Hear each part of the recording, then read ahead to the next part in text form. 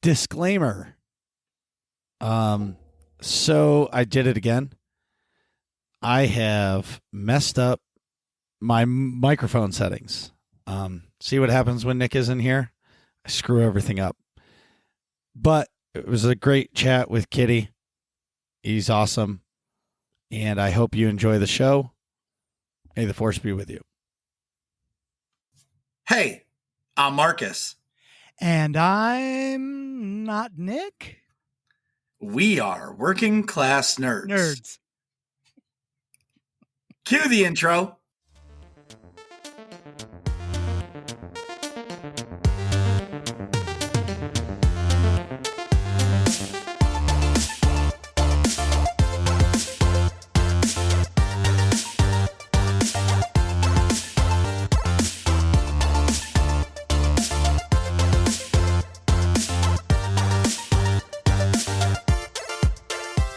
That's right.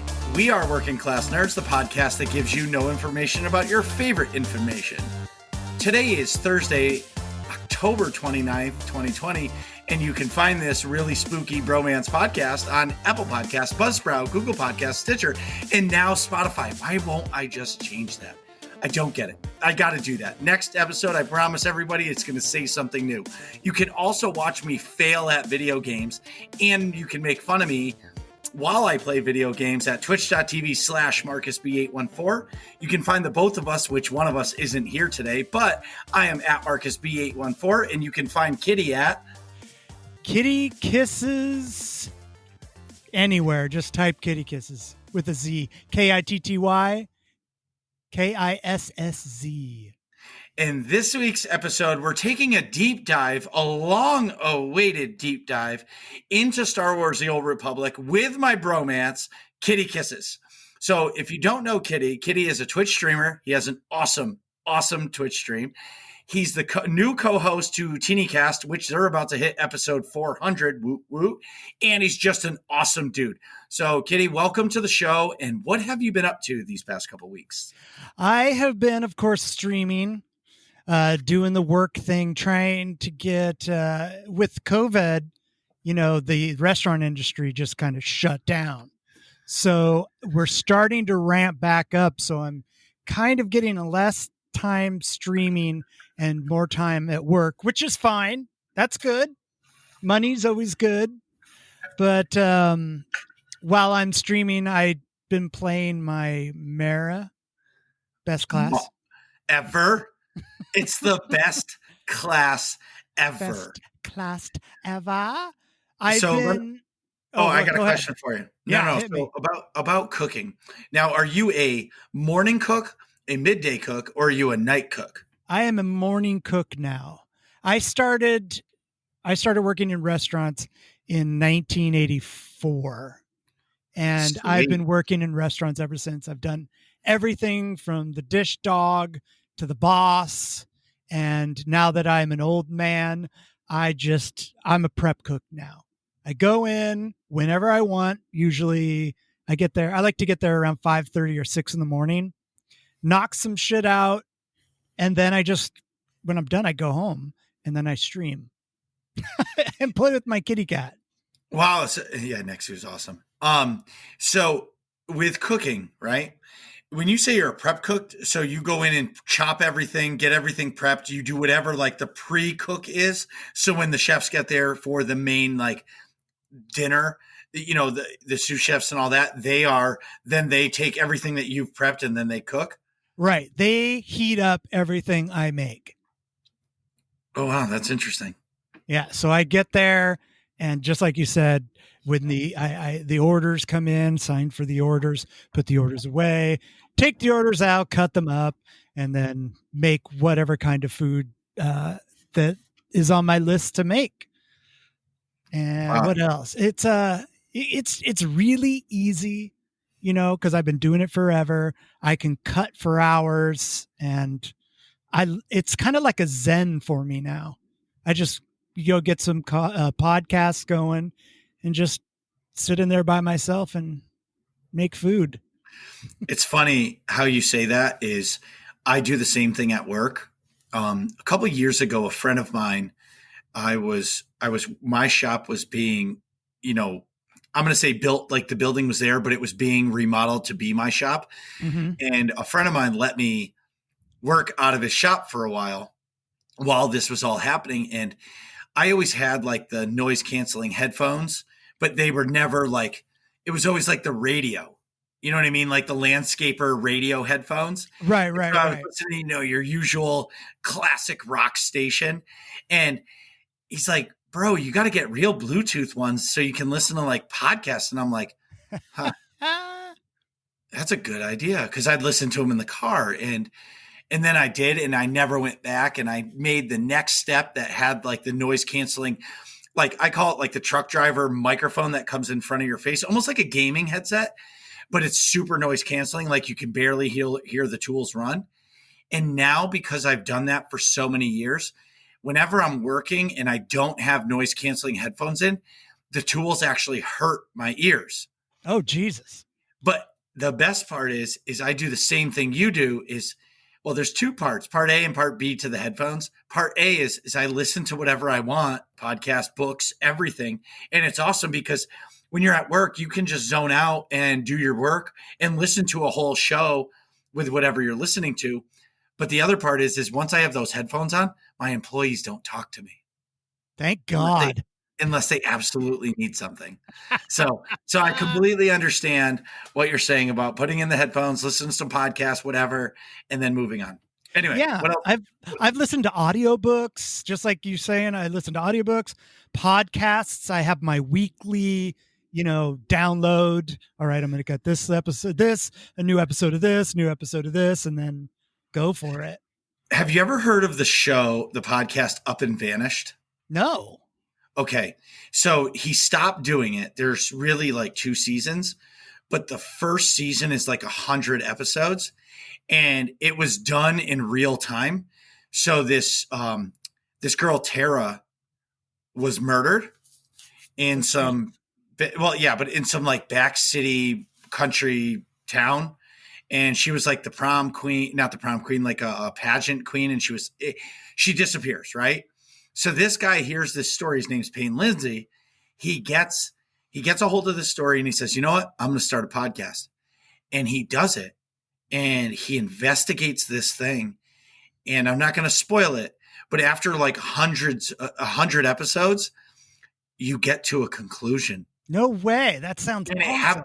And he has like when you leave, like there's tapes, like the bonus episodes are like people leaving messages for him saying, hey, I remember this happened back then. You should investigate that. What's that called again? Can you send me a link to that later? Do you have an Apple phone? No. Ugh. Go to Spotify and type in Up and Vanished. I'll write it in the show notes. Okay, cool. Thanks. Well, what's kind of funny is back in 2007, I was working at a restaurant. I'd put my headphones in and go to work. And then I heard about podcasts. And shortly after that, I started a podcast with some friends back in 2008. And we did a podcast for a long time. We did it for several years. But people had kids, and so we just ended up stopping. But that was a fun one.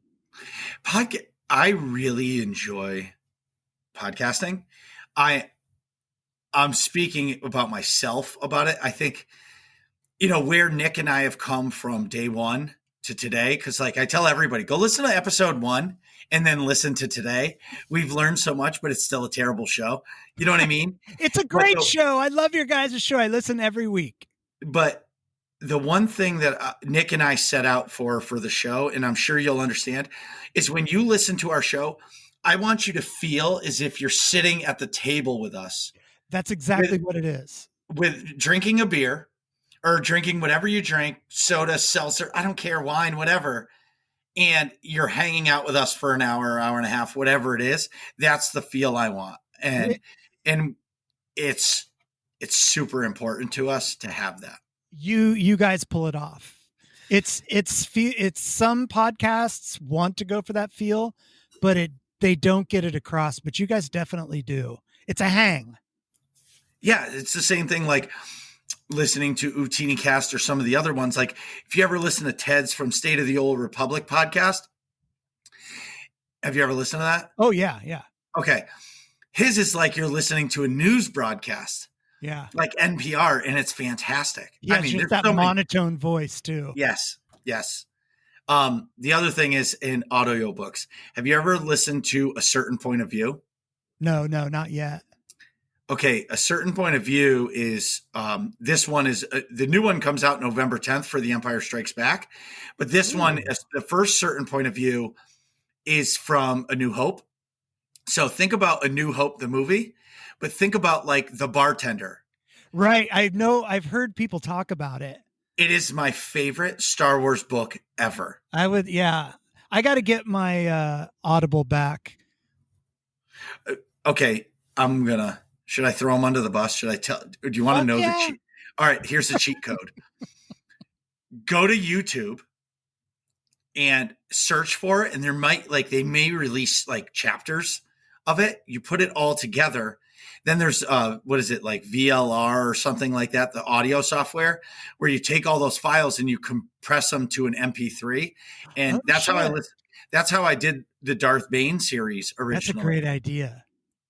And they go under the radar. Now, the newer books obviously aren't there, but like that's how I read a lot or listened to a lot of the original Star Wars books when they went audio, because, you know, I was broke as a joke, and if it's free, it's me. That's right. It's I know that I listened to a bunch of the Star Wars audiobooks just on YouTube. I just put it on while I was gaming and boop, go through it. I remember the what I remember the most is Kenobi. They had one on Kenobi, then no commercials at all. It was great. It was super fun. That's when he was on Tatooine, right? Yeah, yeah. I listened to that one. That was good. So what have you been doing in game?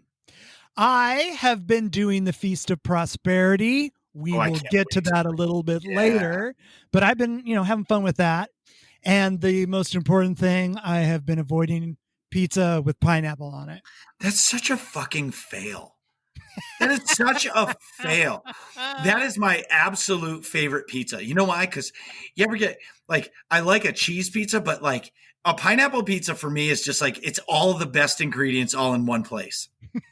You know the reason why I make fun of you about that? Why? Is there's an episode of Futurama, and they're starving, but they end up getting pizza and it has pineapple, and they're like, oh my God, we can't find anything that isn't poisoned with pineapple. And it just became like this running joke that I've had in my head for ever since. So anytime somebody says it, I'm just excited to use the poisoned with pineapple line. That's the truth. It's it's definitely my favorite pizza. And it's so funny because anytime you mention it, like it's like the ultimate in, conversation piece. Like people go bananas for that.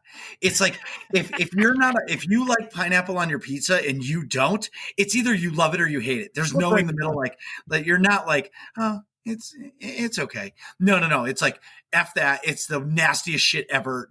Shut up. You're not a human being. And you're like, whoa, you know what I mean? And then if you love it, you just love it. And it's always, if you're ever at a party and you want to have a great conversation, be like, hey, and like there's pizza, where's the pineapple pizza? Guaranteed conversation starter, and the night is going to be great from there. Done and done. I'm going to do that now. And done. So for me, okay, so I'm going to go into real life. I'm moving next Wednesday. The movers come. Oh, you hired movers. Well, so I'm doing all the boxes. I'm doing all that. The movers are moving the couches, the beds, the dressers, the washing machines, all that stuff, because between me and you, I can't do it. Like I'm so busy at work. And my biggest fear at my old age of 37 is that I'm going to be moving shit and I'm going to get hurt. Yep. And then I can't go to work. So I don't know what it's going to cost. They told me how much per hour it is for like 3 or 4 guys. I don't care. Yeah, like, fuck it. Exactly. Like I've moved myself my entire life and I've moved a lot in It's my day. It does suck, which I don't mind. But right now I'm just like, you know what? If they can move all of the big stuff and all I have to do is move boxes and bullshit, right. bring it on, buddy. Because there's enough shit that I need to move in order to make this happen, let alone me moving all the couches and everything. When I was younger, I moved a lot and I would just get drunk. Then I would put it off until the night I had to be out and I'd get drunk and end up throwing everything away. I remember I used to live on this third story in downtown Portland and I just threw everything out the window and just drove off. But you know, when you're younger, you're kind of a dick. But I was just drunk. I was like, I don't give a fuck about this stuff. Exactly. Fuck it, world. Yeah, and I would say the hardest part for me was packing up. And like last night, I took apart my desk and my computer, my desktop, and it was like, and coming off of probably one of my best stream nights. You know, I'm new to this, right? I podcast, I play video games, but I'm really new to the whole streaming thing. And I have, I am so appreciative of everybody who tunes into my channel. Like in my software, I forget what it's called. That like does like the stream itself. It's like stream something. Zencaster? No. For streaming. Oh, Streamlabs. Oh, right. So I use that and like there's a button that shows like your viewer count and I turn it off because I don't want to know. Yep, I turn it off. I don't want to know. Interesting. It never works anyway, so you might as well turn it off. It's never right. I turn it off because I'm going to stream the same way whether there's nobody watching or 25 people watching. Oh yeah. That you have to have that attitude. Right. And I would say the coolest thing is when somebody new follows me. You know, obviously when somebody subs, it's fantastic. But when somebody new follows me, I get so excited because you're so excited. I do, because hear me out why. The person is taking the time out of their day to watch me play a game. Me, not anybody else, because there's a lot better streamers out there than me. And they're watching me play a game instead of watching somebody else. And then they click the follow button. And now every time I go live, they're going to get a notification unless they turn it off. But if they turn it off, they actually have to go into the software of Twitch and turn that notification bell off. Right? So at least one or two times when I go live, they're going to get notification. And if they tune in again, it's awesome. When somebody, you know, so everybody that's listening, thank you. Because this past week, it was my best stream. You know, and again, it's not about the viewers. It's my chat was going crazy. People were chatting. Everybody was there. People were talking about different stuff that I wasn't even doing in game. People were making fun of me because I was failing at the Feast of Prosperity. I mean, there was so much going on, and I can't thank everybody enough. And I mean it, because if you've watched my stream, you know that I go bananas when somebody follows me, because it just boggles my mind that somebody will actually do that to watch me play a game. Let me give you a perspective. Whenever I raid you, my favorite thing is to watch you react to people that follow you that are from, you know, that I brought over. Not only, I mean, that you get so happy. It's priceless, man. I love it. It's so nice to see another adult that is enthusiastic about being happy, that's not afraid, that thinks it's a weakness to show their happiness. It's a breath of fresh air. I learned that from your stream. What? Because, so hear me out on yours. Yours is so lighthearted in the sense of fun. You're not afraid to say stuff. You're not afraid. You're yourself, but like you pull out the megaphone or, and you're the Utini fart. Yeah, exactly. And like there's so many different things and it just makes your stream exciting. And then people feed off that energy. And, so through all that, I've created, and it's been kind of quiet, and I talked about it, I think, once. I've created a gaming network. So if you look at the bottom right-hand corner of my stream, there's a Green Reaper. And that Green Reaper represents positivity in gaming. And we're going to do a show about it. So far, my other bromance in the game, Kogus, That's right. he's the only member so far. And I'm currently working out all the details. I created a Twitter for it and Instagram, but really it's I'm going to take all positive people that I like, whether they stream Swtor or other games, and I'm going to get them into this network, and we're all going to have the Green Reaper at the bottom right hand of our screen, and anytime anybody sees that when they're previewing, they're going to know that these are positive gamers, Nice. and it's going to show like.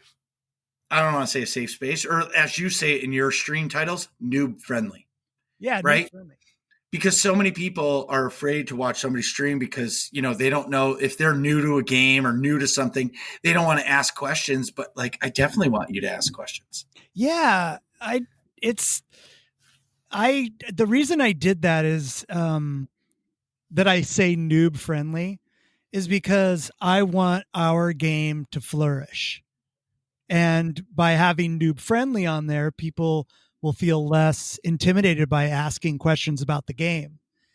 And I kind of did it just, now every once in a while when I first started. And then I just made it a staple because people just pop in and ask questions. And I'm like, whatever you want. And if I can't answer, there's always someone in chat that'll be able to answer the question about Swtor for that person. Right. Good times, baby. For sure. But it's also very cathartic for me because I talk about everything. Like I talk about my past. I talk about things that are affecting me at the moment, and people retort, and it helps. It's kind of like poor man's therapy. Yeah. Well, and that's why, I tell everybody I'm the same person I am to you that I am to my mother, right? I'm the same guy. It doesn't change. This is my one mode, and that's what you get. You know what I mean? Yeah, me too. So in gaming, for me, we've been running Explosive Conflict Nightmare. We got past the tanks this past week, which was but we have a couple people trying out for our damage control team. Death Star Troopers, we got a new team member. Nice. Congrats. Yep. His name's Cuddly. Welcome to the team. We are working on hard mode Nahut.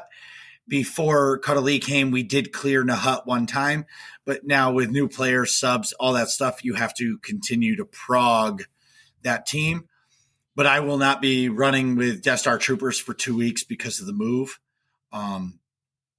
This week I will run with damage control, but the following week I won't or this week I won't. I'm not really sure. I'll be moving, so I can play on my laptop, but it's not the same. Mm-hmm. The laptop keyboard is not the same feel as a real keyboard. No. The other thing I've been playing is Genshin Impact. Have you heard about this game? I have never heard of it. Okay, so it's a free-to-play game.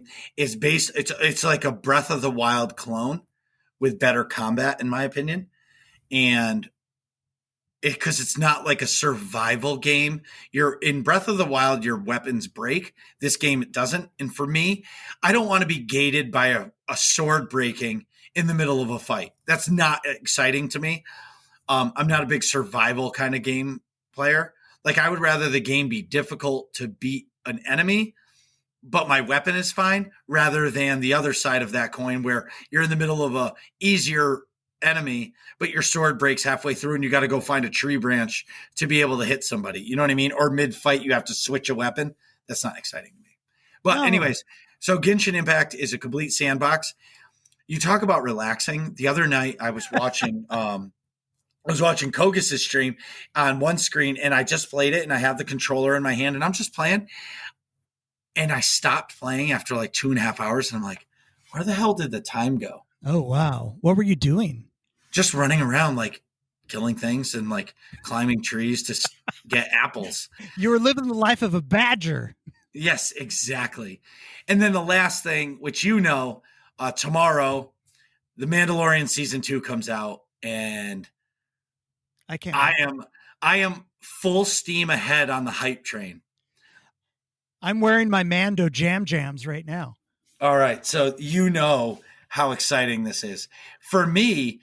I think I'm going tinfoil hat right now. I think first episode is like, it's going to be like bombshell. We're all at the end of the episode. We're all going to be like, no, I think the hammer's going to be dropped in the first episode because of the hype from it. And last season, everybody complained that there were 4 filler episodes. Mm-hmm. And this season, they're like, not anymore. There's going to be 8 continuous episodes that are going to just move the story along. So I think the first one, they're coming out, bam. I think that they are going to start this next season 2, with some time passing, like maybe several months, like 6 months or a year. Ooh, interesting. And I have no idea what's going to happen after that. But I just have this feeling that if they let the time set, they kind of let the dust settle from the previous season. Who knows? Yeah, I agree. I want to know one thing you think is going to happen in this season, and it's a tinfoil hat. What's your one prediction of the show that we're going to find out, or something's going to happen that you feel is going to happen? Obviously, that hasn't been announced, or that you want to happen. Okay, so I think that there's Sabine. We know Sabine's going to be there. We also know that Ahsoka's going to be in it. I think there's going to be some, maybe something to do with Luke Skywalker, like a younger Luke Skywalker from that time. But something about like a Jedi Academy or something like that, and that might send the Mandalorian searching for the Jedi. Interesting. Maybe I think that would be kind of cool. But there's a lot of people that don't want to see the mystical side of the Star Wars universe, which also really interests me. I could really go with the grungy, working person's world, like the Mandalorian's world, without a lot of Force stuff. But at the same time, I can go, give me that Force. But the Force is in it because Yoda, baby. Yeah. I am just excited. I mean, I'm going to put my seatbelt on and just be like, all right, let's do this. My one tinfoil hat that I really want, I want to find out what species the Yoda baby is. I don't. I want to leave that completely up in the air. I don't want them to ever reveal it. I want no one to know. I want Star Wars fans to be speculating till the end of time. Wow. Interesting. Maybe like what would be great, tinfoil hat, is that if they gave us the species name and then it turns out to be wrong, that I would pop like 50 boners. All right. I like that. Yeah, that's interesting. We both have different perspectives, but either way, I bought the popcorn, and I didn't take apart the TV in my basement with the sound bar yet because I'm waiting for tomorrow. Yeah. Lights will be off. Sorry, go ahead. I'm excited. No, lights will be off. Pop. Yeah, exactly. Popcorn popped, and I'm I won't watch it till tomorrow night once the kids are in bed and everything. So I will be, I will be off of social media. There will be nothing said of anything. Yeah. I'm excited tomorrow. for you because Oh, you're going to man. have all day to look forward to it. Right. That's something I found that as an adult, the anticipation of whatever it is just as good as whatever it is you're getting. You know what I mean? It's Being yes. stoked about something is the essence of life. Yeah. It's like when you go to bed on, we celebrate Christmas. So in my house, like when you went to bed on Christmas Eve, you knew Santa was coming. He's And coming. He's going to eat those cookies. yeah, exactly. He's going to eat the cookies. Is he going to eat the carrot? Are we going to see him? And you end up going to bed and you're so tired because your mind is racing. Yeah. And then that anticipation when you first wake up, because when you first wake up, you're like, and then you realize it's Christmas and your eyes open up and you run down the stairs. That'll be like me tomorrow night. After I put the kids to bed, I'm not talking to my wife. I'm not talking to anybody. I am just going in the basement. That's awesome. So in Swtor news, we got the Feast of Prosperity in 6.1.4.5, 6, 7, 8, 9, and 10. 0.32487A. Yeah, it's so ridiculous. So as we've said in the weeks prior, that we've got the Feast of Prosperity. So basically Gabula the Hutt and Duba the Hutt are trying to get along to put on this charity event. And this charity event, we don't know. It's a 3-week story. I have not progressed all the way through. I don't think I've done week 2 yet of the story. Cool. So I don't know where it's gone yet. But I did do some of the events. And it's been, I am not a big event guy. Mm-hmm. Like, the Raccoon Week. I'm just like, the only one that really intrigues me is the Bounty Contract Week, is because I can't figure out how to do it. So it always eludes me. You can't figure out the Bounty Hunter Week? No. So every time I go click on the stupid Carbonite guy and it doesn't do anything. And I'm like, I don't even know where to find this stupid bounty contracts, because I did the original quest. And they're like, go do another one. And so every week the bounty contract, I just click on it. And I've been saying for years, oh, it's broken. Worst bounty hunter ever. Yeah, exactly. I'm like, this is dumb. And, somebody said, oh, you have to go somewhere and find this like bounty contract guy. And I'm like, all right, yeah, I'll go do that. And then the next time bounty contract week comes, I'm like, well, there's no other dude here. So I'm going to click on the Carbonite thing again. And it doesn't happen. Yeah, you got to go to the cartel bazaar. Yep, sure. Just go to Fleet, hit quick travel, and it's the only other quick travel point on the Fleet, the round map.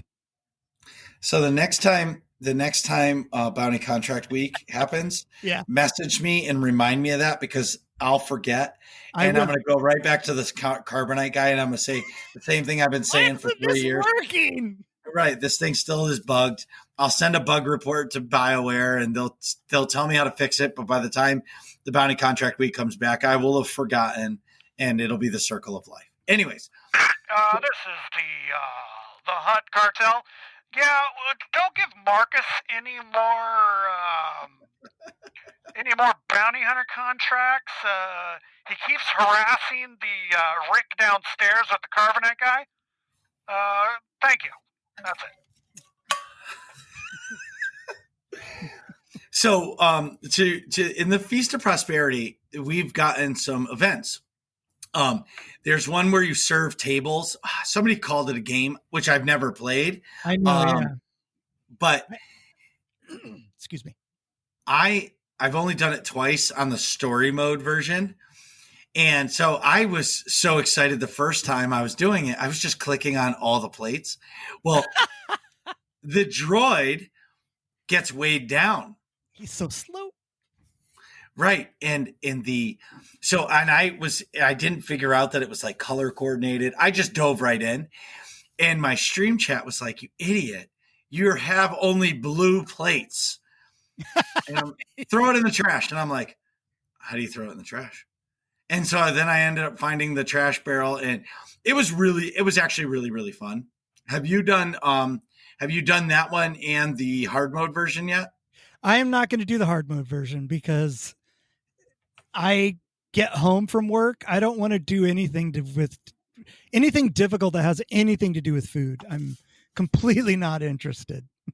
Feeding myself is hard enough. Really?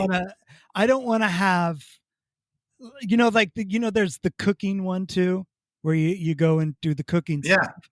Yeah.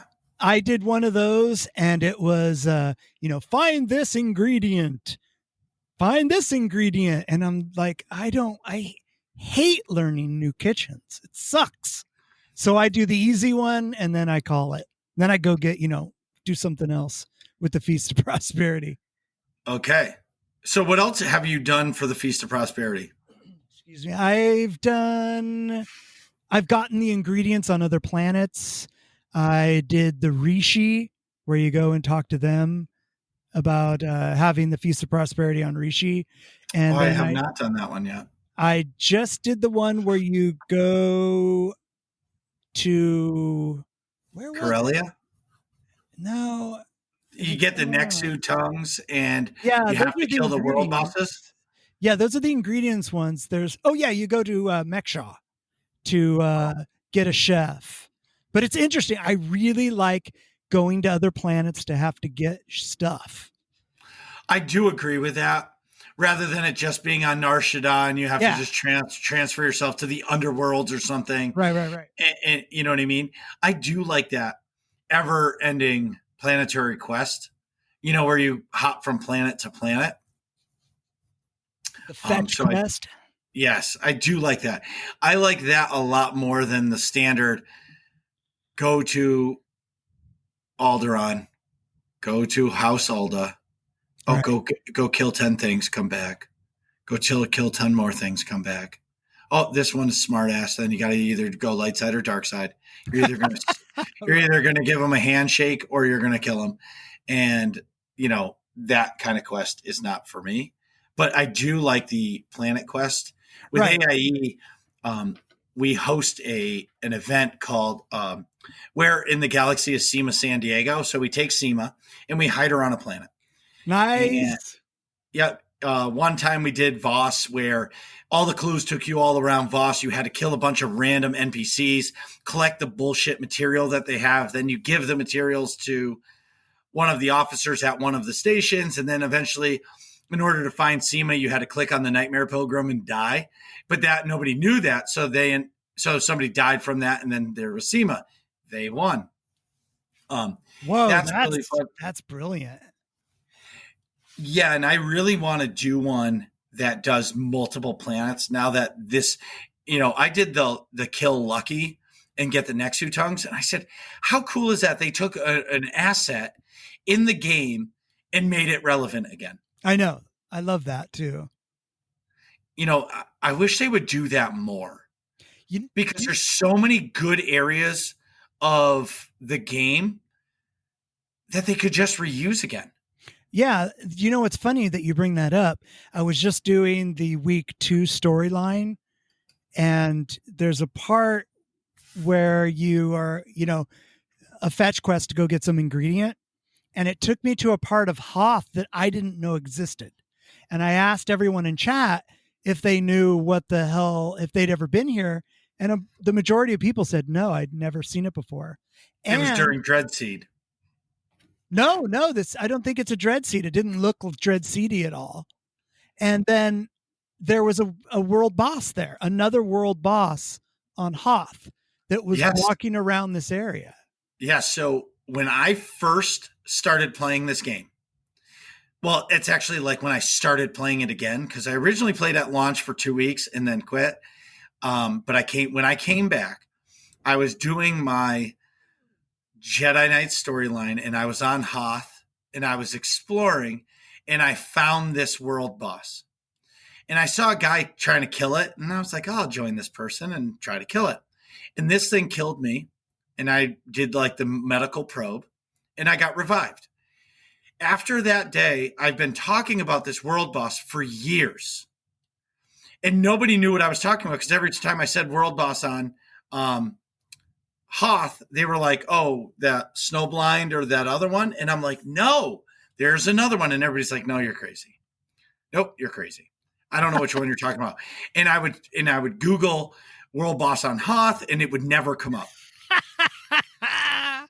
So then this past today, Medulla, shout out, great guy in AIE, he says, I've never been to this part of Hoth, and I've been playing the game since launch.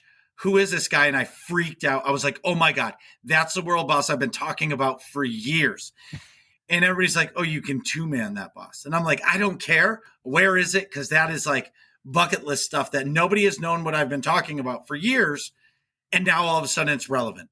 That's interesting. I wonder if it's accessible, if the event's not going.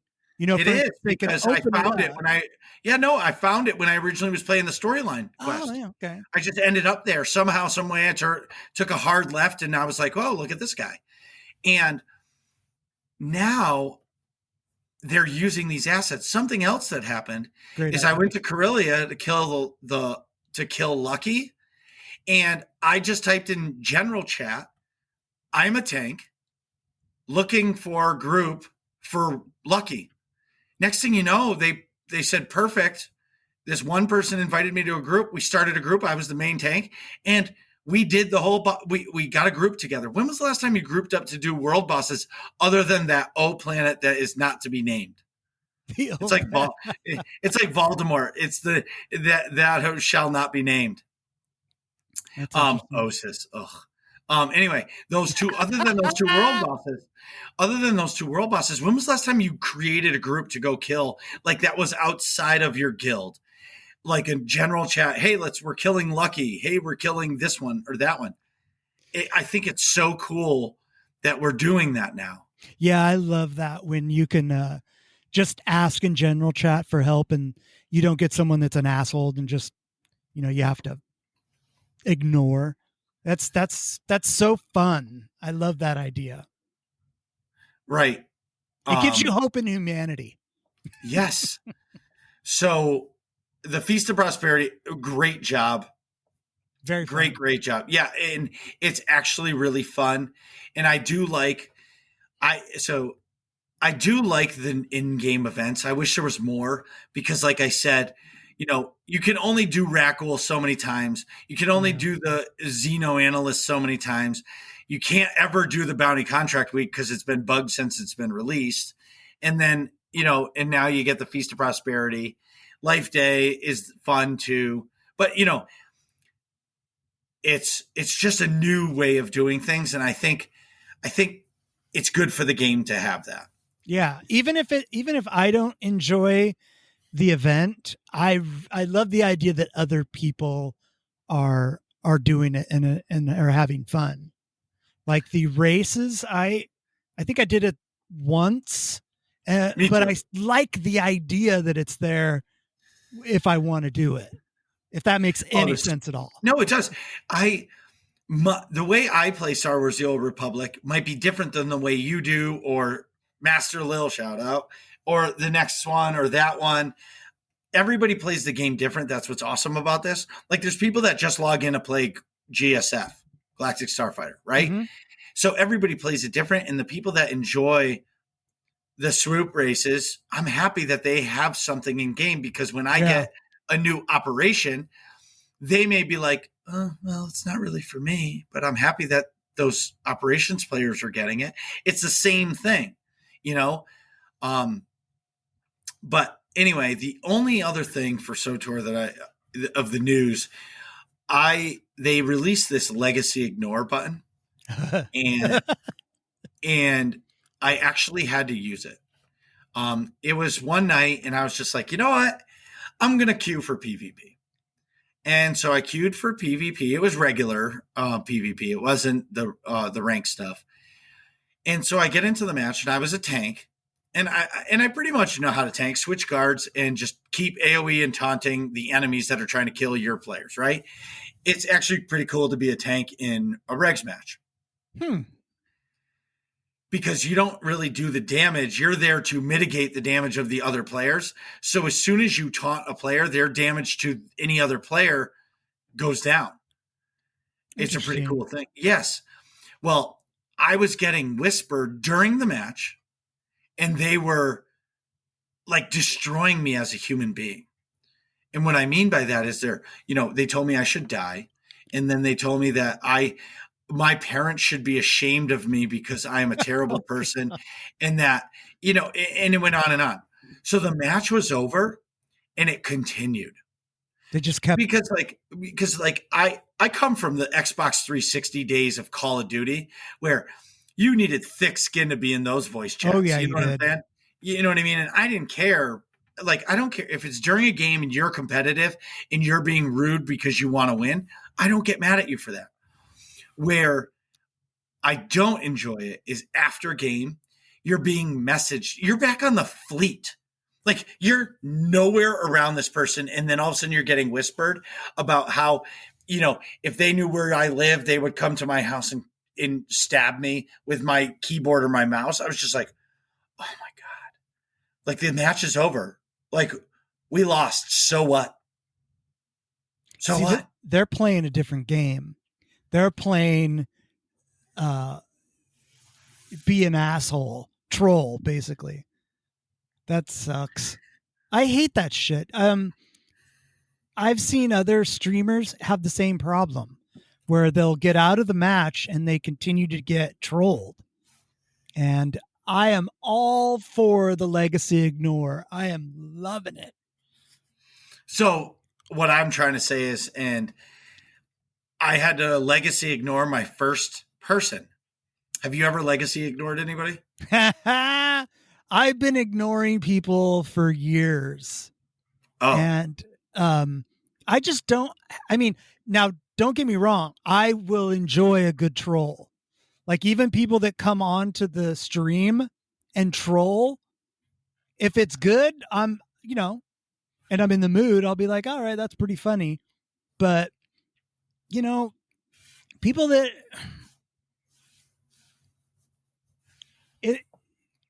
I just don't have time for it for my hobby.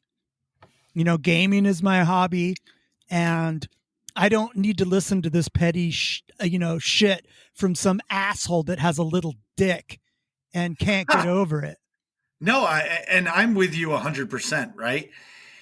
That's what I'm saying about coming back into the game, like whispering me after a match. Yeah. Like, come on, get over it. Get over it, you little fucker.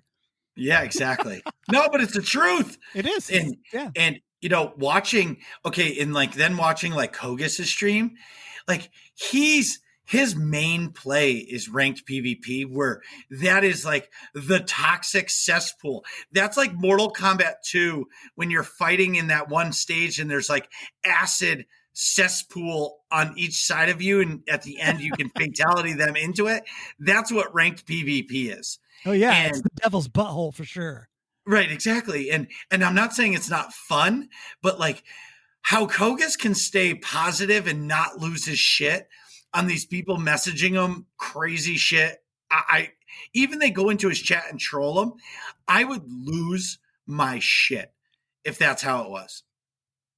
I lose my shit. And something else, something awesome that I've done is, because on my stream, I've moved my camera. I've made it really streamlined, and now my chat is showing. So if somebody starts whispering me stuff, guess what? The whole world can see it. All they got to do is screenshot it and blow it up. You know what I mean? And like, whether it's my players or not, whoever's with me, like, surprise, I can see your words. You know what I mean? So don't be an asshole. Why can't the whole world just take that advice? If everybody just took the advice of don't be an asshole, everybody would be a lot happier. Yeah. There's just people that have flexed that muscle so much that they're like that crab that has one little tiny pincher and one big giant pincher. That's just, I'm an asshole. And they don't know how to express themselves any other way. It's like attention's good no matter what, even if it's bad attention. Right. Exactly. So but yeah, I've been putting people on that ignore list for a long time. That's funny. I think I have like 500 characters on it. But see, that says something about people. That means there were 500 people that were assholes at some point. Well, those are legacy bands.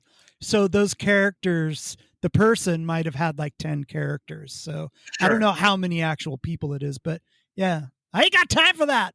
No, I got bronchitis.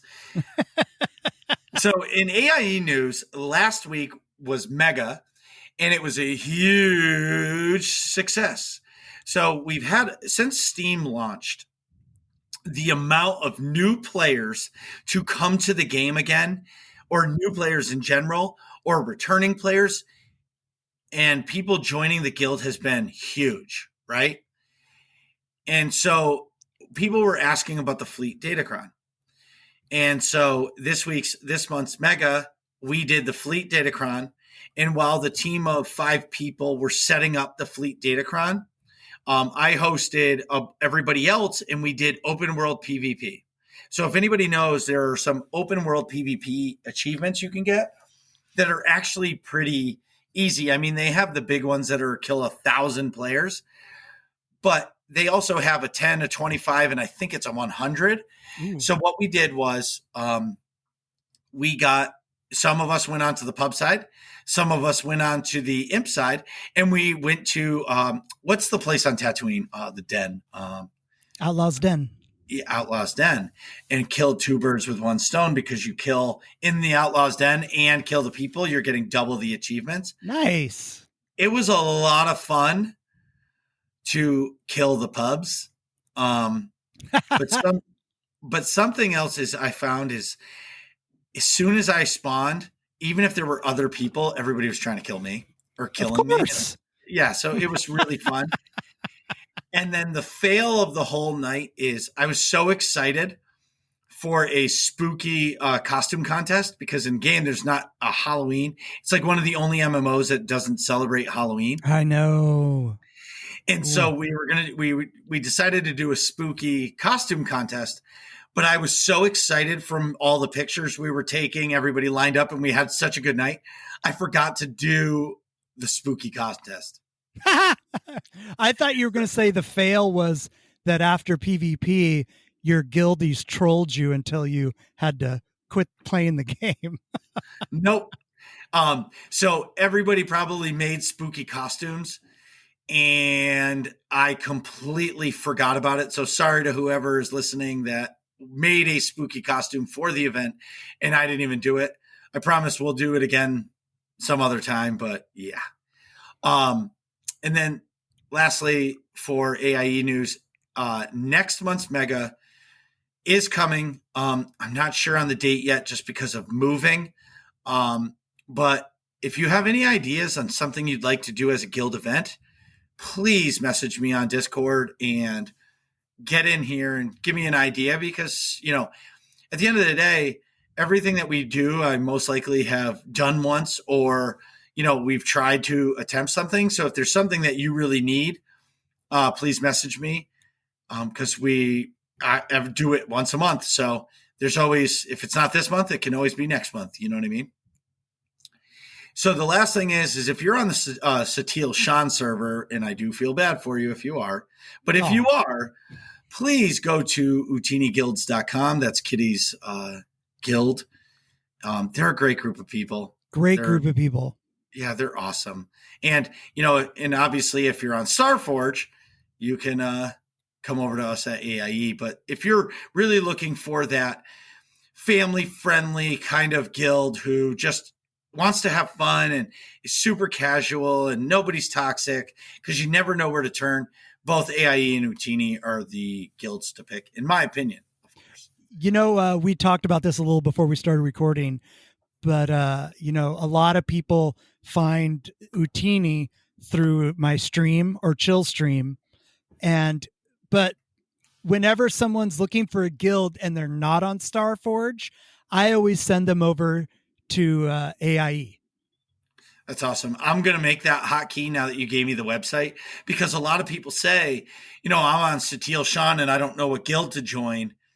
And we just had a couple people from my stream join AIE, and it was the first time this last stream or the stream before, but it was so cool. It's so cool to see. And of course, now that like I'm super pumped to where my stream is going, I'm taking 2 weeks off because I'm moving.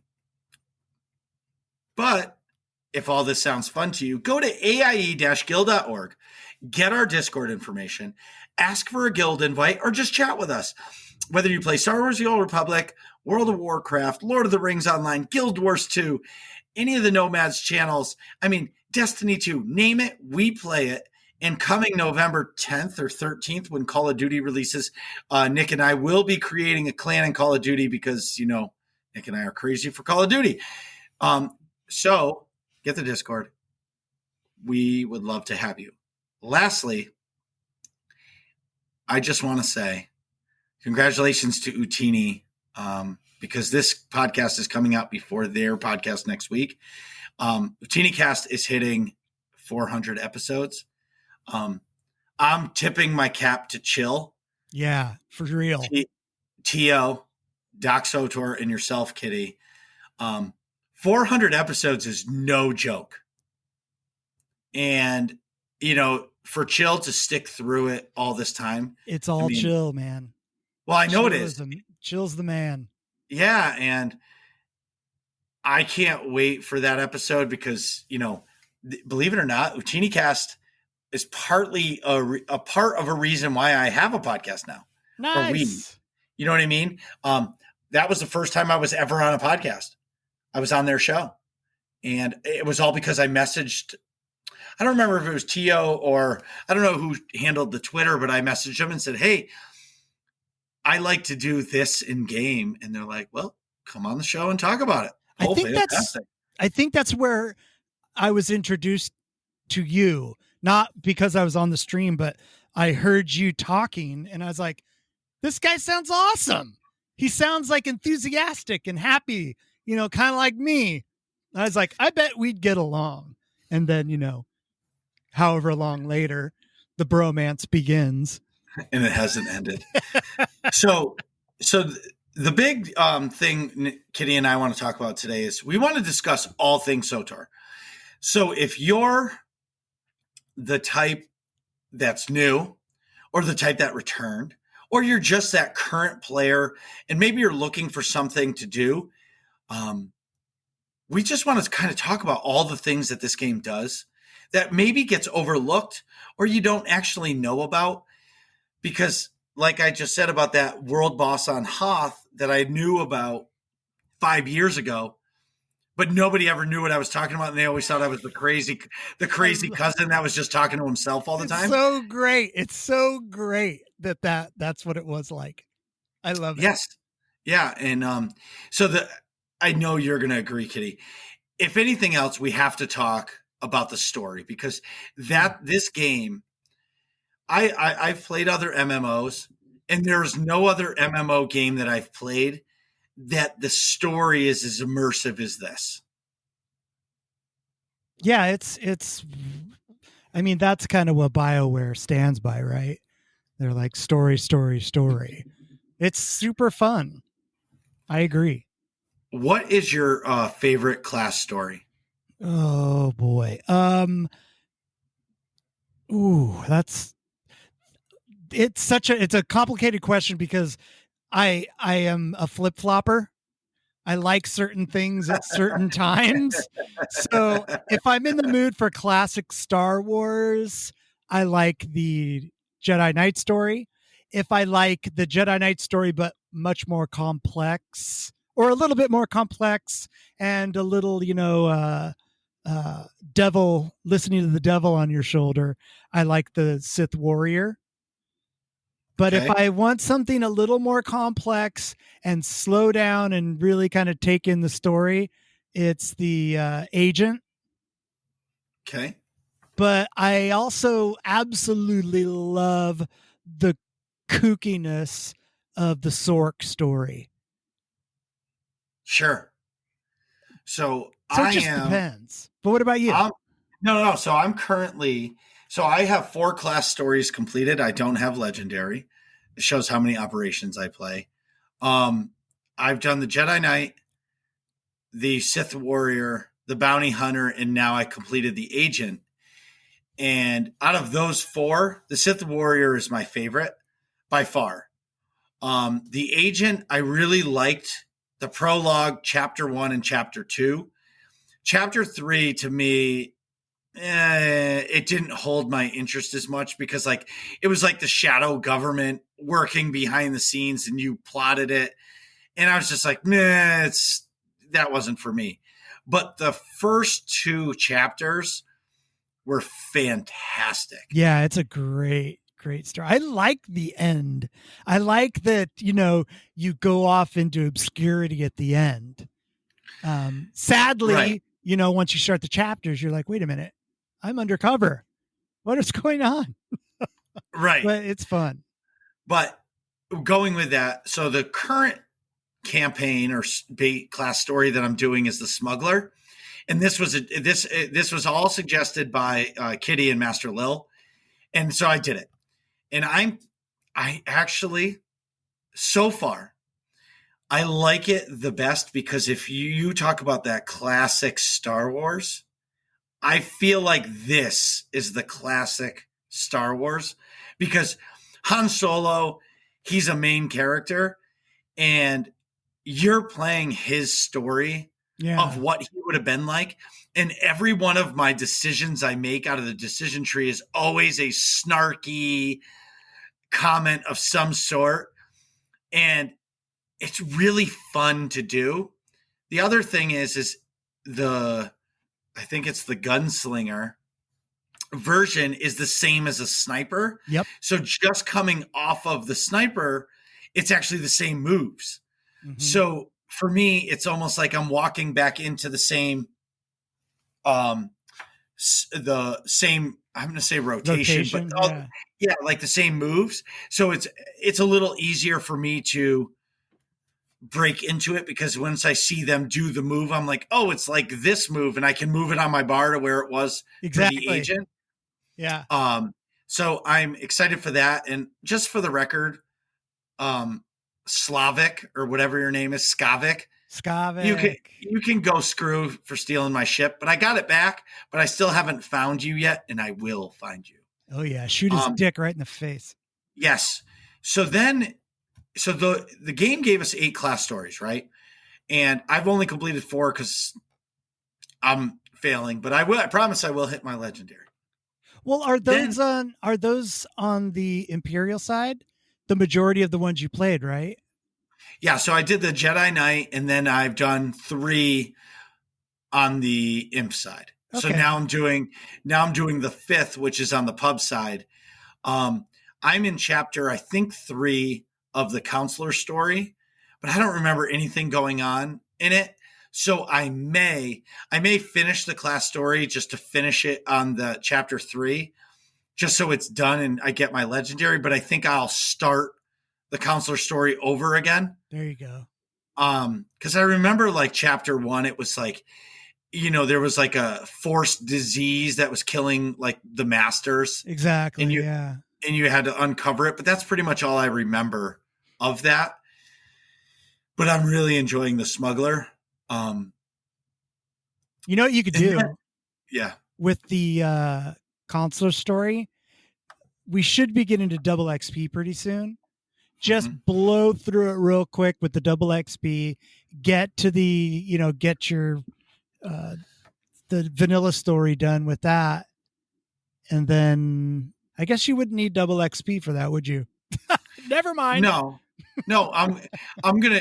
That might be what I do off. So that might be something I do off stream because, like I was telling Master Lil, I'm going to do my class story 1 day a week. Now it'll take me some time to beat it, and I may play it off stream a little bit, but I'm going to play it for the most part on stream. So, you guys can witness and watch me play a story for the first time and see the choices I make, because I find watching operations or watching PvP, as much as I enjoy watching it, it's because I do it. Well, not really PvP, but operations. Like I know what's going on in the boss fights, but for me, if you're a newer player and you want to get into it and you want to watch Twitch, it's kind of hard to watch somebody do an operation because it just looks like 8 people, like 8 little ants running around in a circle. Right. And a bunch of flashy things going off on the screen, where in the story, you're watching the cutscenes, you're watching the decisions they make, and you can follow along that story. Right. Suggestion for your Inquisitor or what are the Sage? Slave. Oh, Sage, Play the Sage with dark side choices. It makes the story a lot more fun. I can't do it. You can't do it? I can't. You have to see like what, the different options that you have. No, I can't. I can't do it. I something about hitting the dark side choices just ugh. The only time dark side choices happen if I hate somebody. Like Darth Barris, that dude can die 1,000 times. He will always be a dark side choice. Like that guy does not survive. Do you choose dark side choices when you're playing Sith? No. You don't? Nope. Why did I think that you always chose dark side stuff? Never. Weird. I always had that in my mind because you always play Imperial, right? You're mostly an Imperial side player, right? Yeah, M side, best side. Okay, right. That's weird. I always in my head imagined you making the dark side choices and going. Never. The only time is if somebody deserves it. Like that's the only time I'll hit a dark side choice is if somebody really deserves it. Because like if they've been a super douche throughout it, and then all of a sudden they're like, "Oh, you can go free," and I'm like, "No, you've been super douche. Once you hit a super douche level, it's over. It's game over. You're not getting a light side choice from me." But everybody talks about dark side Jaisa, and I'm always light side Jaisa, and she's so nice. She's just totally happy to be one with. Yeah, she's totally happy to be one with the Force. Because dark side Jaisa, I call her crazy Jaisa, because she is batshit crazy when you choose the dark side. Sure. And I mean, she's crazy enough that she sends you crazy emails. It's hilarious. It's so fun to play. She's like, I was killing puppies over blah, blah, blah. It's ridiculous. It's great. You have to try it sometime. It's so hard. I can't. Just get a nice cup of Earl Grey, sit by the fire.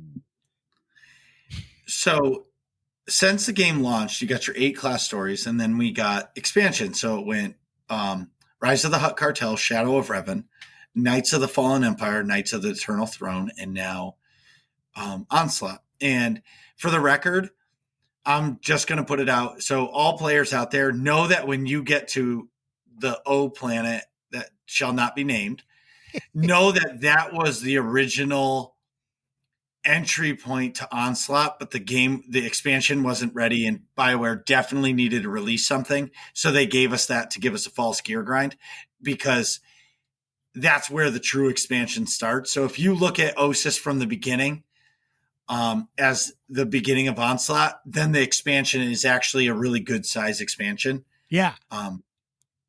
And the story is awesome. What is your favorite expansion? Well, I'm going to go first on what you said about the starting of Onslaught. When they dropped the planet that should not be named, I smelled it from a mile away. And I was like, I'm just going to take my time. I'm not going to overdo myself and grow to hate this planet. And slowly I'll get my gear as it comes naturally. And then boom, it happened. And I was like, ha ha! So I won the Star War. Yeah, it's for sure. But my favorite expansion I think is the Shadow of Revan. Wow, interesting. Because it's huge for one, and it has a lot of different parts to it. It has story, it has flashpoints, and it has a raid. It has multiple planets. I liked it. Well, also I think I really like Rishi too. I feel like Rishi really, when I'm on Rishi, it really takes me out of real life and puts me in Star Wars. I don't know if that's just me or or like maybe because my parents used to live in Hawaii and I spent a lot of time in Hawaii, that it just kind of sucks me in more. But I there's feel the something about same. Rishi that I just really love. I feel the same way about Nar Shaddaa. Okay. When I'm in my stronghold in Nar Shaddaa, I feel like I'm at home. That's interesting. You know, the first time I went to Nar Shaddaa and you take the taxi, I remember, you know, when the game first started, being completely, my mind was blown. I was like, oh my God, this is amazing. Yeah. I live in a burb now, but that's because I have a family, but I'm a true life city kid, and I love the city. And people are always like, "Oh, I got to mow my lawn," and I'm like, "Why do you even need a lawn?" Yeah, fuck lawns. Exactly. That's how I feel. But now, look at me, I'm domesticated. But anyway, the Shadow of Revan expansion was really good, and it like you said, it did give everybody everything, but that's not my favorite expansion. What's your favorite? Knights of the Fallen Empire. Knights of the Fallen Empire. That's a lot of stuff. So hear did me you, out. just out of curiosity, did you really like the chapter Yes. style? You ready for me to? So this, okay. The game producer then was Ben Irving, right? For the game. He's the one that created the Knights of series. Right. He failed because he decided that an MMO needed just story content, right? And he got rid of all of the people who sub to the game. And what I mean by that is really, truly, there's only a couple reasons to sub to the game. Like if you do operations, you have to sub. If you do PvP, you have to sub. If you want more than 1 million or 2 million credits, you have to sub. Other than that, there's no reason to sub every month. Unless you love the game, obviously. You know what I'm saying? Right. Really, truly, there's no other reason to. If you just play the game and enjoy the game, you can still do flashpoints every week. You can still do almost everything in the game. You just can't do operations or PvP or have a lot of credits. Right. And honestly, if you can't have a lot of credits and you spend $5 on the cartel market to get something that you want, I still think you're winning. I call it the Swtor tax.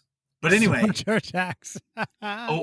What I like about the chapters, and this is not a popular thought, when I was playing the game right before that expansion came out, and I was a part of that hype train, and I didn't know anybody then.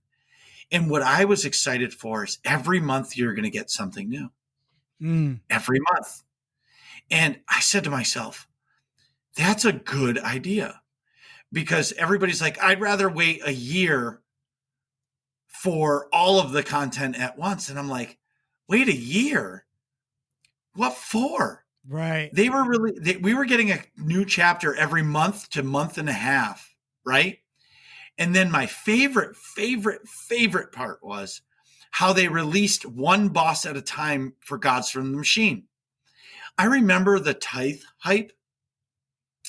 The new boss was coming out for Gods of the Machine, the first one. I mean, BioWare put out a screenshot of the size of Tithe, and they put Musco next to him. I remember that. I remember that too. And when Tithe released, like the buzz around it was so awesome. And I was so excited for it. I was so excited for it. And then another couple months went by, and we got the next boss and another chapter. And the anticipation to, almost like watching a TV show. We're going to watch Mandalorian tomorrow night. Oh, I can't wait for next Friday. I can't wait for next month. And then realizing like Valkorion and the Zakul, and it was just awesome. See, that goes back to what we were talking about before about it, having that anticipation and having that thing to look forward to. Right. Because right now, and I'm going to be judgmental, and I know COVID happened, but we haven't gotten any stories since October.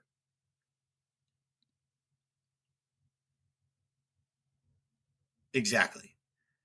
And So Crickets. yeah, exactly. So and they haven't even told us when update 6.2 is coming, right? They've told us holiday season, but that could be January, that could be December. Yeah. You know what I mean?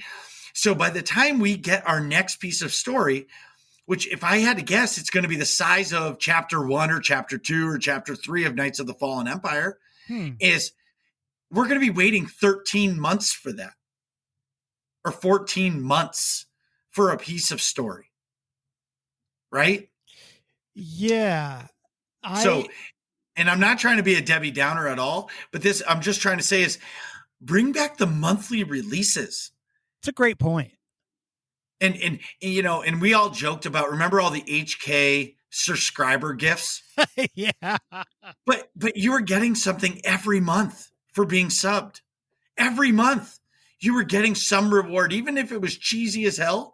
And then to top it off, if you subbed for the whole time, it was like 8 months or a year or something, you got the Shroud of Memory, the HK quest. Oh. That I've never done. It's fun. I know. I watched some of it on your stream, and then I was like, I muted it because I was like, I can't watch it. Yeah, I can watch you do it, but I didn't want to hear it. So I was playing, and then I got super busy over the summer. It was the year we were having my daughter. And so like every weekend we were gone, because we knew once you have a baby, it's like, you're not lockdown. Yeah, it's lockdown, but you're not just going to the beach every single Saturday and Sunday in the summer. You know what I mean? So we were so busy that I didn't sub for those 2 months, and I lost out on it. I did too. Those are the only 2 months that I was not subbed to the game.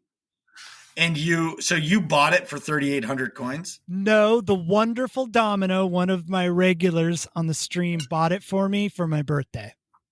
Whoa. I know, right? Domino, she's the best. Shout out Domino. Domino. So whoa, Domino. So that's my favorite time. That's a great point. If you don't mind, we hit on this for a sec. You bringing that up made me realize that I hear that so many times in my chat about people that haven't played the game in a long time because they're just not adding things often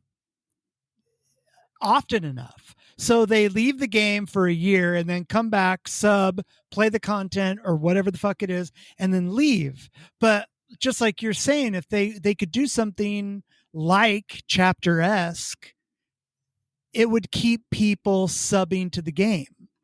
Even if it was quarterly because their team is smaller. Exactly. But, they keep talking about the 10-year anniversary. And in my opinion now, if the 10-year anniversary isn't game-changing, like Game Changer, people are going to be so disappointed because they've been hyping up the whole 10-year anniversary for over a year now. Like we were celebrating the 9th anniversary, which is still the 8th year. And they're not even talking about the 9th anniversary. They're talking about the 10-year. Right. So I'm curious to see what happens. But let's get into this game a little bit more for everybody. Okay.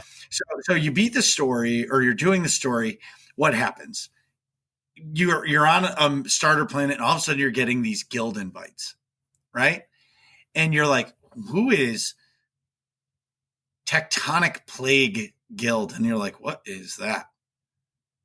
And you're in game now, and you're like, I need to find a home, right? And when I first started playing the game, I found this guild, and it was nice enough. And they had this website called Engine, and it was like a forum for the guild.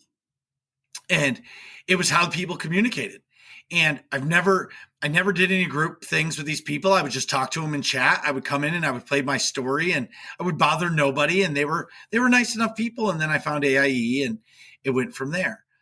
But the nice part about a guild is you get as a new player, you get the XP bonus, and the big part is you get help from people who aren't jerks. Yeah. True.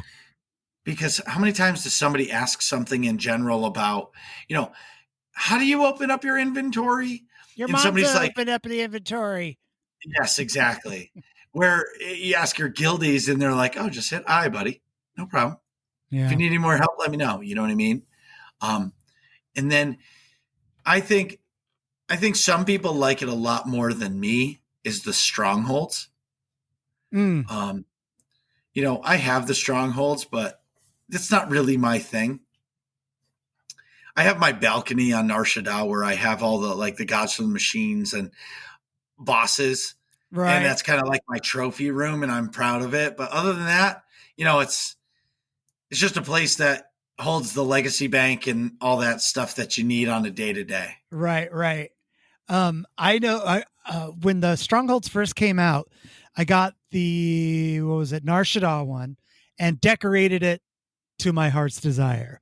And then a different one would come out and I would take my guild cargo, my legacy cargo, my cargo bay, my bank, and the GTN and just move it to the new one and not decorate anything at all. And then so on and so forth throughout the game. And now it's on Rishi because I like to hear the waves lapping on the shore. But Rishi is really beautiful. It's gorgeous. It's huge. It's really, really big. But what was funny is that I was like, I don't need any more strongholds. And then they released the Alderaan one. And I went, I'll probably never get it. Then I go, I'll get it just to check it out. And next to Rishi, it's my second favorite stronghold. It's gorgeous. It's really, really awesome. But man, there's some people get really into it. Like Sith Lord Brit. She has the stronghold contest. The contest. And it's so cool to see what other people do. And it's kind of the point of there's so many things to do in this game, and everybody can Star Wars in their own way. Exactly. But the one common denominator for each player in this game is everybody is hungry for story. Oh, yeah, everybody. And it is true. They could come out with a 10-hour storyline and it wouldn't be enough. No, because you'd blow through it in 10 hours and then you're like, you want more. Yeah, give me more. And then something I've never done and I've kind of want to, and it kind of ties together, is the space missions in the story. I've never, like the ones on rails, whatever that means. Oh, right. Those are great. You've never done them before? Nope. So for people that are just maybe listening that are just starting the game, the space missions, the on-rail space missions that you get, that are provided to you once you get your ship, are an excellent source of XP, especially during a double XP event. But the most important thing about the space missions is that as you level, as your character goes numerically up, just like you have gear for your character, you have gear for your spaceship. So as you're leveling, make sure to get things, upgrade all those components for your spaceship. Otherwise, you won't be able to make it through any of the missions. They get really, really difficult. And then once you get to level 50, you get a whole new access to newer missions that I've never even been able to clear one. But really? I love it. Yeah. It's what I used to do in the morning is I'd wake up, sit in my chair, boot up the game, and then just run a couple space missions because it flies itself. You're just moving out of the way or shooting shit. And you just turn your brain off and it's nice and relaxing. I love them. I'll have to try it. I'm sure AIE has all the gear for the space missions that you need. But yeah, just gear up that ship and just go in and have fun. You can turn your brain off. Yeah, I would probably start at the beginning and just start it at level 1 because I've never done it. And and then it goes to Galactic Starfighter, and I'm just like, I tried it. I've tried it many times.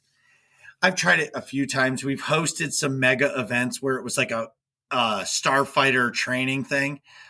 And I felt like I was cheating everybody because I just sat there and watched everybody do it. Or I would just crash into That's a what rock. I do. Right. You know what I mean?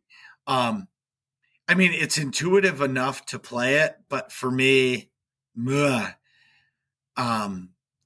there's some people that have like the 1,000 kills and all of they've 100%ed the legacy on Jesus. it. Yeah. And I'm just like, man, that's so awesome. But I can't do it. The Starfighter is not for me. I wish that I could do it. And when it first came out, because before this, I played Star Wars Galaxies, and they had an awesome flight simulator in that game that was so fun. And so once this finally came in to being, all the people that I played with immediately jumped in, and we hit it hard for, I want to say, about a week. And then we just kind of petered out on it. And then I went back to it like a couple of years later and just got my ass kicked so bad that I couldn't play the game. Yeah. And so I just haven't touched it since.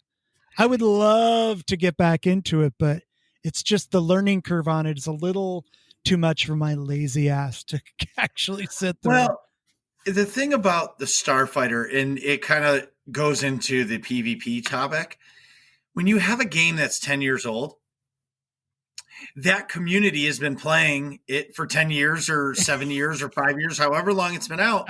Yeah. So they know all the ins and outs, and being a noob that's coming in, you're going to get stomped on. Yeah.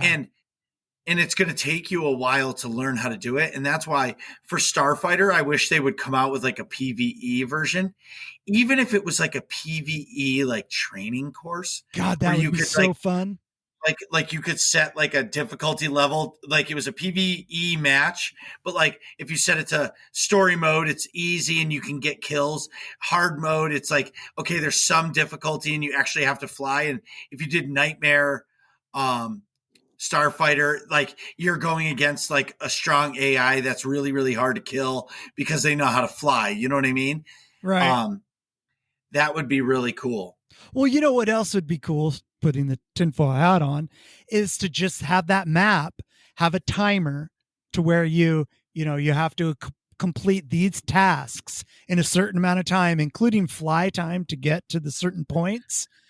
And then for harder modes, you just turn the clock down, less time, and maybe get better gear that makes the fly time from goal to goal. Have, right. Like take out a Star Destroyer, take out a whatever the Republic's equivalent is. Sure. And it would be so fun. I would love that. Even if they could incorporate that into like a flashpoint or an operation.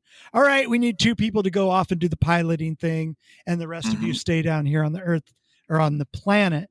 Just like in the movies, they always have something planet-based and something space-based.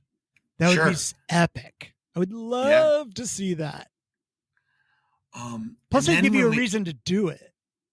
Right.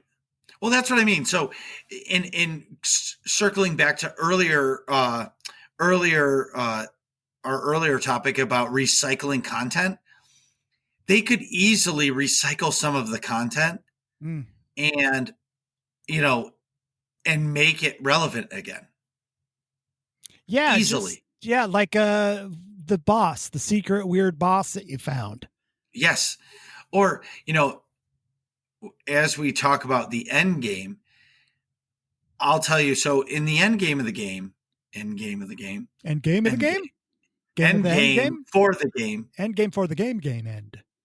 Yeah, game. So really in the end game, you have Nightmare Space Barbieing, you have operations, and you have PvP. And circling to the recycling of content. For me, and I know Matt Pusevich and Camera 2, the operations designers, they always want to go bigger and better on every op. For me, I say, why not recycle some of the old bosses? Put a Nexu cat as the boss, but use the Karaga like mechanics. You know what I mean? Right. Obviously, like the Poops next on suit fire. would be exactly. Well, that's what I mean, or whatever, and use those mechanics and just cycle them to give us more content. And for me, like that would be okay. I'm sure a lot of people would be like, "Oh, they're just reusing assets." But for me, what's better, reusing assets or not getting content? Right. You And know what would be cool is if they, would have like you said, Karaga and throw in Garge, in one epic fight. So 4 people go do that, 4 people go get the other one. right, yeah, something, That'd be fun. and yeah. So once you're at the end game, and operations has the story mode version, the hard mode version, and the nightmare version. And story mode is basically made so everybody can go in there, and as long as you're max level or level 70, you can beat the content in whatever gear you have. And it's basic knowledge of just your class. You know what I mean? You got to be able to attack something and not stand in stupid, and you should be able to win. And what's awesome about it is that's how I got hooked on it. Is a team in AIE took me to Eternity Vault for the first time, and I was mesmerized that there was a group of 8 people that had to team up to do something. Yeah. And it's progressed now to where I am today, and it's so much fun. And if I could ask BioWare to do something for it, I really want player scaling in operations. So like if we have 14, the op would scale to 14. Please. Because sometimes, like if you have 14 people for a hard mode 16 man, and you can't find 2 more people, like let us go in and try to win with 14 and have it scale to it. Right. Or if you only have 12 or even 10 people, like scale to the 8-person raid just with a little bit more damage. You know what I mean? That would be great. I wish we would have it. Or give us the option of a 24-person raid. Oh my God. Chaos. Turn off your title tags. Turn off everything. Yeah. Go full potato. I like the idea of, bigger and better is always, that's great. But just coming up with stuff that has mechanics in it, that's what I love about operations. I like running mechanics with my friends and tricking people into getting killed by the bridge boss. Yes. That's the fun. Well, so in explosive conflict, there's this like standing thing. You go to where there's like a tree, and it's the bridge to get to the next part of the map before you get to the tanks. And these guys are like, "Oh, you got to tank the Druid on the bridge." And I'm like, "What?" And they're like, "Because he does a pushback." And they're like, "That's the real end game." So I started doing it, and I haven't gotten killed once, and it just adds another flavor of fun to the game. Make your own hard mode. Exactly, and it's fun. And then I saved the best for last for us. Oh. I was just introduced to this. It's called Nightmare Space Barbie. So do you want to explain to everybody what Nightmare Space Barbieing is? Okay, so I have been playing the game since beta, took a couple months off in between, just in time to miss Shroud of Memory. And so I've played pretty much all the content. I run story mainly. And I was just thinking I need something more in the game. So I made up a hard mode Space Barbie, I called it. And then Dr. Gameology actually was like, nightmare mode Space Barbie. So I adopted the term nightmare mode Space Barbie, meaning it's the end game for dressing up your character. And since, it's been around for maybe 2 years, maybe, it's kind of progressed in the rules. I'm using quotation marks because it doesn't really have rules. It has rules. The rules Don't let him do not. Yeah, but do not let him bullshit you. There are rules. There are rules. Yes, there are rules. So the rules are that you wear the appropriate and available gear for wherever your tune is. For instance, let's say you're on Hoth. Well, you better dress, warmly or you're going to freeze. But let's say that you crash landed on Hoth and you're not wearing gear that would be warm enough for Hoth because you weren't wearing that when you crashed. Well, you would have to go find gear, i.e., kill something or locate something and go into your unlocks and find an outfit that looks kind of like what's on the dead person you just killed, and then that's what you wear. Or let's say that you're on Hoth and you have to have the appropriate vehicle at all times for the planet that you're on and in the situation that you're in. So just like, for instance, let's say, the Empire is going to drop me off on this planet and I'm going to do the mission. Well, in that case, you would probably have access to a lot of different, a lot of different mounts. So you could pretty much pick and choose. But let's say you crashed on the planet. And so what you would do is you would go and look around and find what mounts the NPCs are using. And then you go into your legacy unlocks, find whatever vehicle that is, unlock it, and that's your ride. And then it goes on from there. Like matching, you should use pets that match your color scheme for the outfits that you're wearing. And your companions should never be vanilla. They need to have different skins. They have to have different outfits.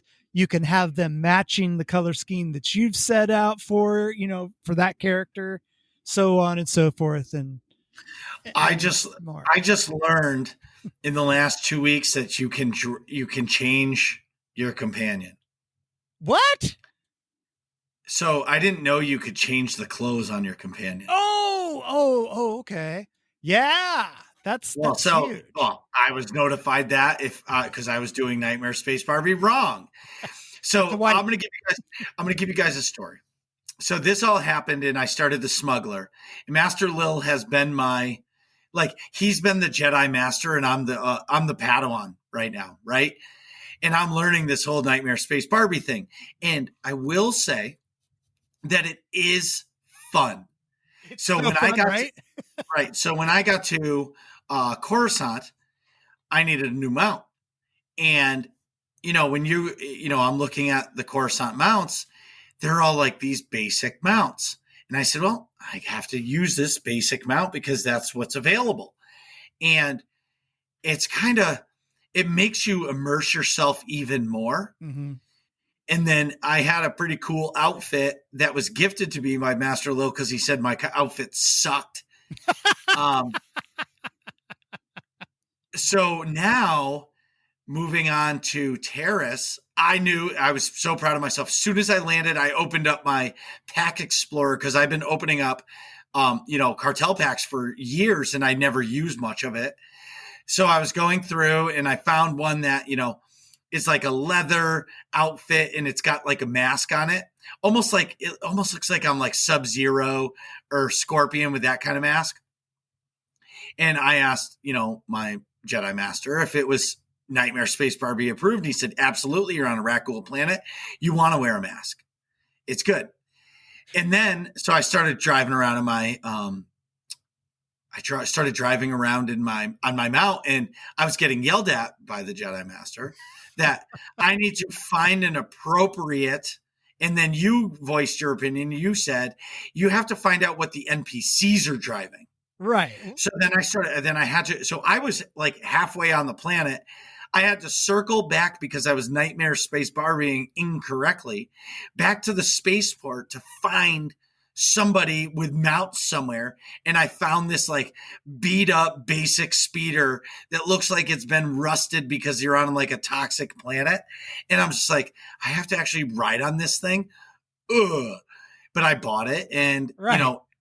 but now it's just taken me more into my character, and I'm enjoying it. And then you throw the smuggler into the whole thing, and it just makes it fun.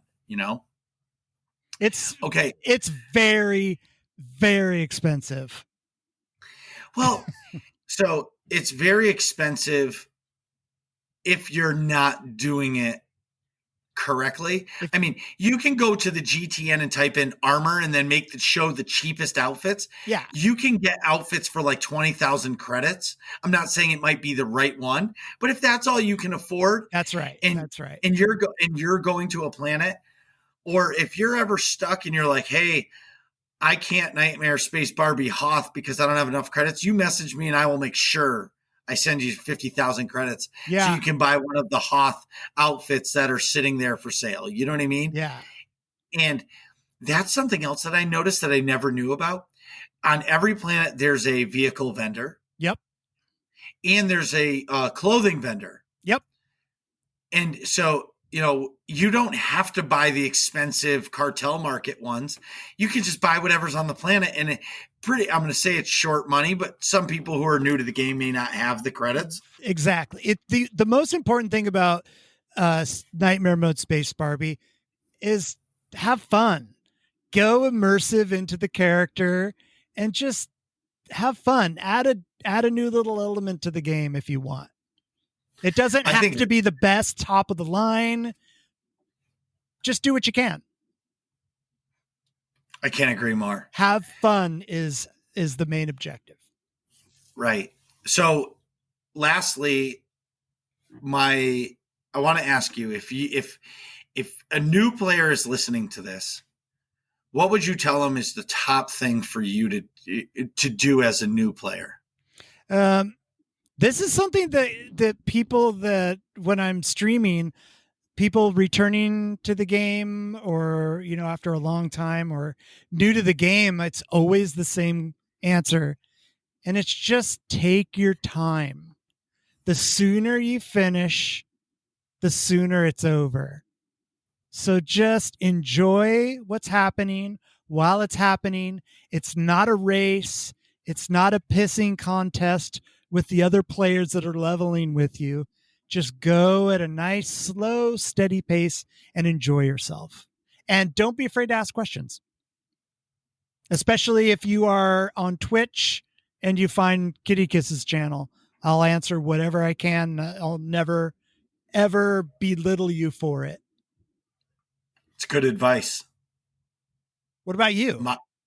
Go to aie-guild.org and get in the Discord so you can start your game experience in a good guild, or utiniguilds.com if you're on the Satil Sean.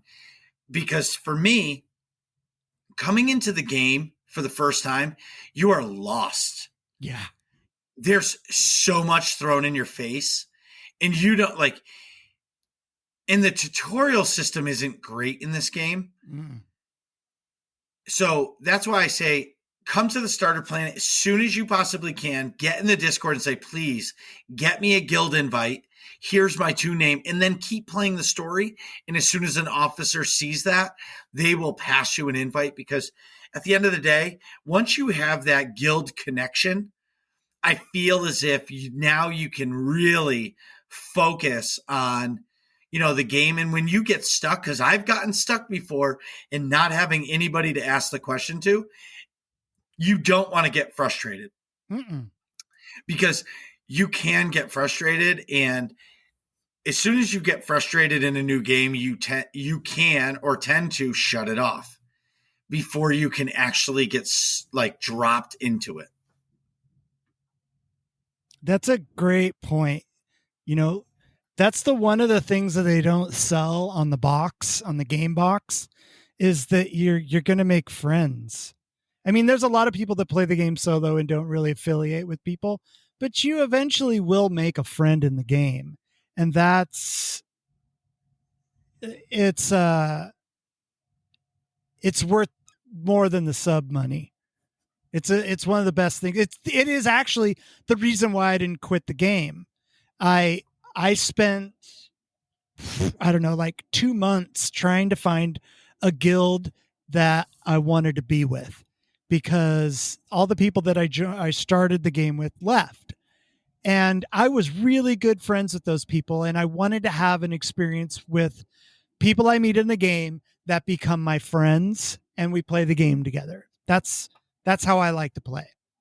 And I went on to all the English speaking servers, leveled up characters on all those servers, tried out a bunch of different guilds on those servers, and couldn't really find anybody that I really clicked with.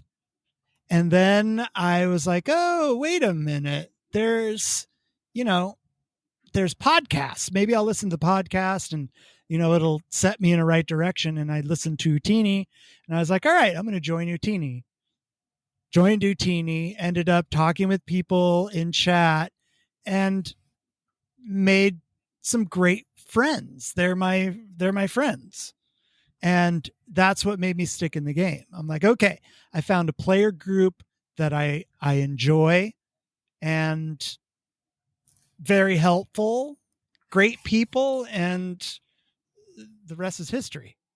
I'm an Utini for life. Woo! Ride or die.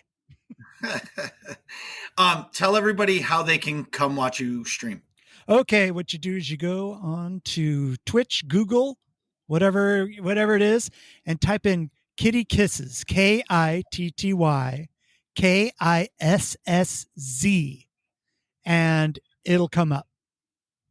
Do you have a set stream schedule, or does it just change every day? No, I am 11 a.m. in the morning, Monday, Thursday, Friday, Saturday, Sunday. Tuesdays I take off because it's my really busy day at work. And on Wednesdays, I don't start till about 1 p.m. But if you go to my website, if you go to my stream channel, I have my schedule right up there. You'll see it. Perfect. Come, you will come. What are you guys talking about in here? Find out next episode of Working Class Nerds.